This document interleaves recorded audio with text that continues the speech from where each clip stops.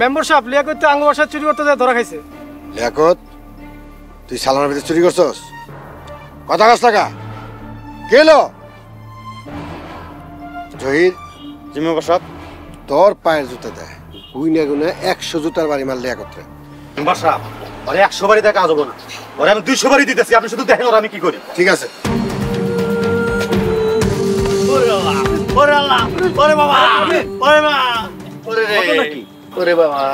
লোকটাকে গাছের সাথে বেঁধে জুতা দিয়ে মারতেছেন কেন?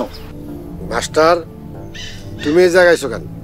আগে বলেন, ওনাকে নির্যাতন করছেন কেন? আরে ওই সালামের বাড়িতে চুরি করতে ধরা খাইছে। সে যদি অপরাধ করে থাকে তাহলে তাকে পুলিশে দেন, এভাবে মারা ঠিক না। আইন নিজের হাতে তুলে নেওয়া আর এক অপরাধ।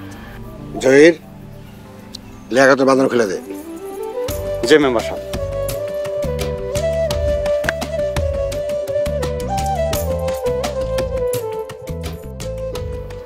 আপনি তো যুবক ছেলে, এভাবে চুরি করছেন কেন?